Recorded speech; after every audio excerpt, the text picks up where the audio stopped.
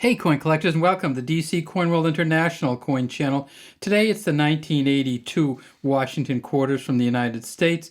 You see it says Liberty at the top, 1982 at the bottom, and then right under Washington's chin on all of these it says "In God We Trust." If we look way over here, we see this is a P for the Philadelphia Mint. Over here we have an S, and watch this, I can change this from a cameo to a regular coin just by changing the light. There we go. It's still pretty shiny, but by changing the light, you can actually make Washington kind of pop off the coin. That means that it's a San Francisco Mint coin, and there's the S there, and that it's a proof coin. And then way over here on this side, we have a D, and that's for the Denver Mint. And you'll notice that these Ds are filled. It's a 90% chance that you're going to get a D that's filled up like this. This is actually from an uncirculated mint set. It's never been in general circulation, and it still has a filled D, so it came straight from the mint. And on this one, you'll notice also that the "In God" is messy here, as is the "We." The "Trust" is kind of bent with the R in the S. This is not worth more money. This is in fact worth less money because it's almost impossible to get a Denver Mint coin that's graded much above Mint State 65. At a Mint State 65, it's worth about $28, which is pretty good for Mint State 65.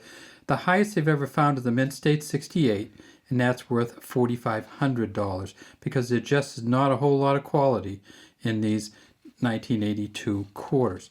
If we go on to the back of the quarter, we see kind of worn down here.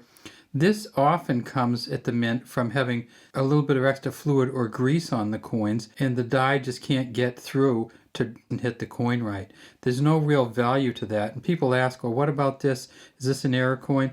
No, it's not an error coin. It's just a bad job at the mint. An error coin is when they actually make a mistake. This is when they just used a worn out, probably dirty die or planchet to make this coin.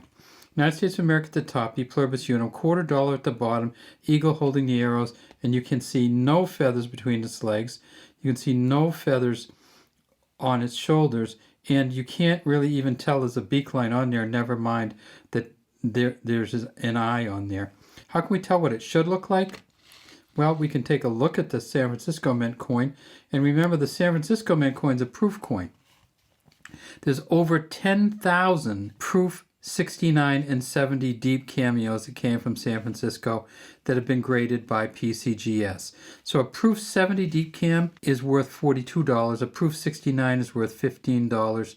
There is a double die obverse variety, but I don't have that here. They made 3.9 million at the San Francisco Mint. The highest priced ones, the proof 70 decams, are worth $42.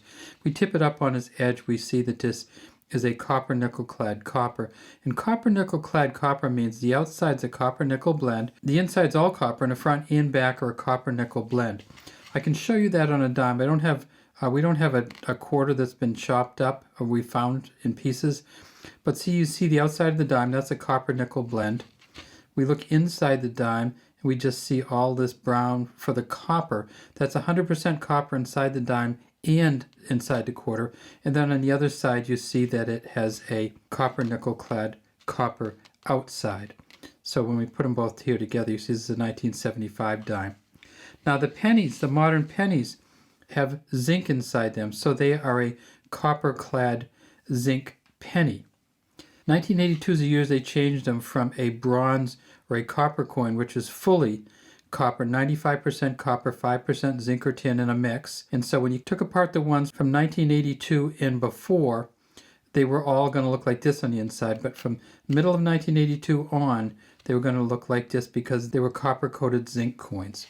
The quarters, of course, are copper nickel. So copper nickel mixed together and then copper on the inside. At the Philadelphia Mint, they also made these coins, and you'll look and see that the P is not in great shape either on most of these coins. And again, the "In God We Trust," a little bit messy at Philly also. They made $501 million at Philly to go with the $480 million they made at Denver. At Philly, the auction record for a Philadelphia coin is $10,200 from Mint State 68. So you can get some really good expensive ones, but there's so few of them that the price is just driven up. From Mint State 65 from the Philadelphia Mint, If you can get one that good, it's worth $36. A mint state 64, which often is just in the few dollar range for most coins.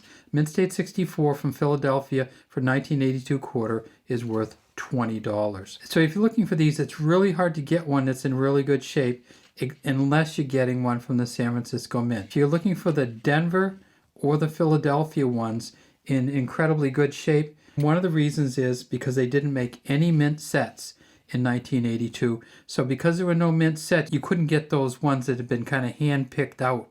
So in 1982, no mint sets meant the only way you could get a good one is to get them from a bank in a roll, or if you could find a way to get a bag of them. You could also get them from the San Francisco Mint, but of course they'd have an S on them and they'd have a different finish, which makes the San Francisco coins not highly valuable.